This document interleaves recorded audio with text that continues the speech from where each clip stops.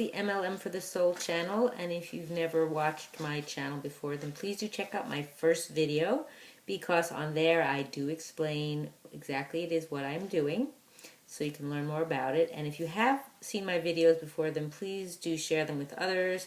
Give me a thumbs up that you've liked them, and leave any comments and any suggestions you have for future videos. I would appreciate that. So before I tell you about my new topic for today, I want to say that may the words and expressions of my mouth and the thoughts and meditations of my heart find favor before you, Hashem.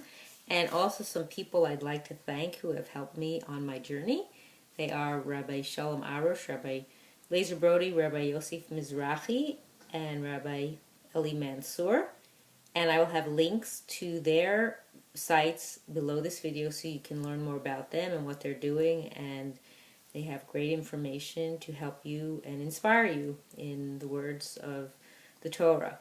So the topic for today is about Hashem. Now I wrote this on the paper and it's probably going to be called this, so I have this written here. If you could see that. It says good and then it says G-D. So what I came up with was, if you take away one O from the word good, you have Hashem's name. Now, of course, we don't write his full name when we write his name down on paper because we don't want to use his name in vain. So we put a dash between the G and the D. So, like I say, if you remove one O from here, you have Hashem's name. So what does that tell you? That tells you that Hashem is good. So what that is that's his essence. That's one of his many attributes, I guess you can say, too. His goodness. So we have to always remember that is who Hashem is. There's nothing else but good in Hashem.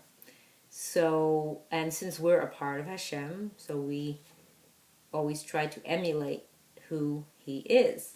And the other part we've got to remember about this good of Hashem is that everything he does is good.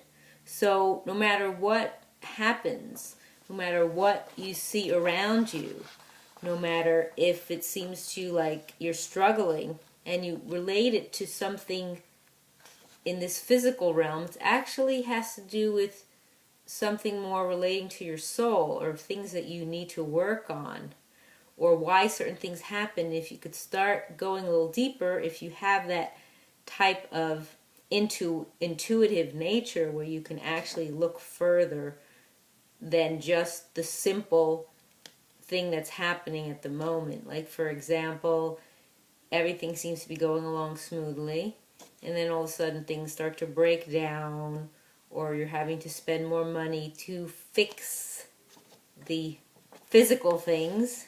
Then to me that would be a sign that things aren't working in the spiritual realm. So if you think about what exactly is happening, there's a reason for it. For example, you get a ticket, or you're late to get somewhere, or you miss a flight, or different things like that that are seem to you to be in the physical sense, things that you tangibly can understand.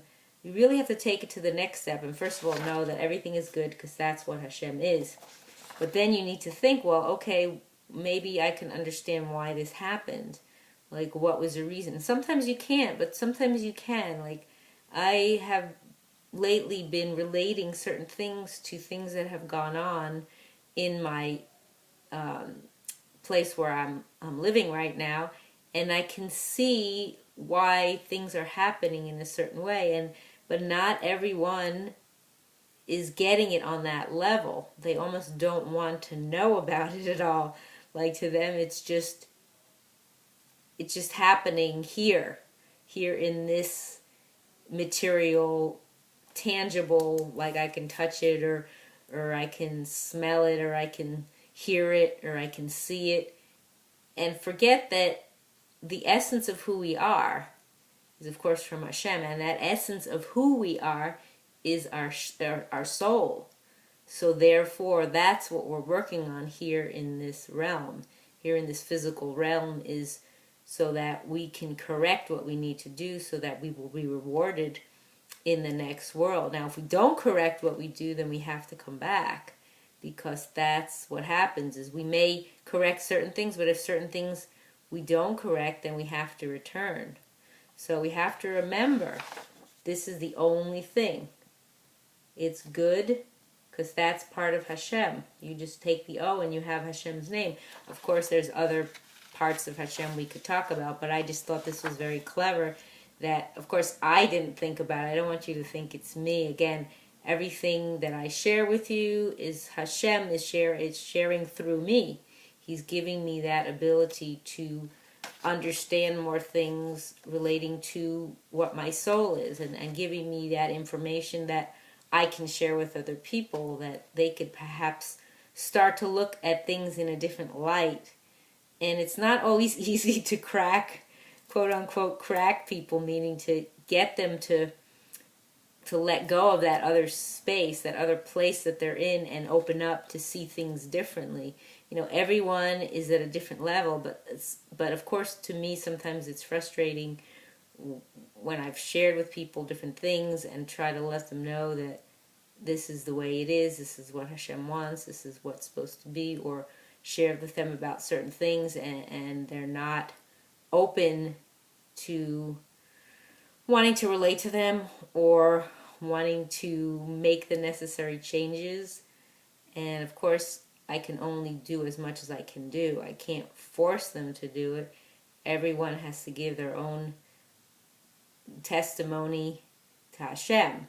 So that's not for me to decide. I can suggest to people things that I believe, that I know for myself, that I understand that is a better way of doing things. And then the rest is up to you. So again, relating back to the good, and Hashem is the good, as I've written here. So we have to keep that in the forefront of our mind, because a lot of times we don't do that. It's so easy to fall back into your same patterns, where it's like all of a sudden this is this way or that's that way, or you know, you miss the light at the traffic place, or someone's going slow in front of you, and so all these things, you think of it just in the space of what is going on, not in the deeper space. Like Hashem has planned everything out down to this last second. So everything that is occurring at the precise second it is, and the way it is, and how and why, is because that's what's supposed to happen. Of course, if we start to go down a path that is not for our benefit, then a lot of times what Hashem does is He continues to take us. He's good. Hashem is good.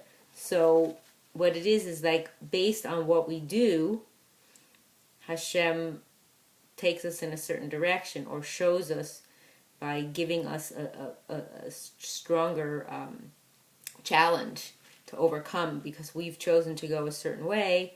And then because Hashem cares about us, He does it. Like if He didn't care, if for a person who's, I guess, very, very wicked, and already they're set to be that way, then Hashem maybe doesn't use his Rahmanis, His pity, His compassion, to show you that what you're doing is not according to Hashem's way. So because He cares about us so much, that's why He keeps challenging us, and He keeps trying to help us correct things. Like something, you may lose money here because you didn't give money there, and that's a correction, and you have to start seeing it as that way. Whereas instead of you giving it to the right place, it's being taken from you and given to some organization that is not benefiting anyone, for the goodness, for, you know, elevating people's soul. So we have to remember that's something that happens based on what we do. You know, Hashem never changes. Hashem is always good. Hashem never changes. It's we who are changing, and we who are not following the way that we're supposed to. So every step of your life, if you can think back, like I know for myself, I mean, you know, seeing back on things that I've done, but of course we can always correct it. We can always do tshuva. Hashem accepts that. That's something about Hashem. He always accepts it no matter what.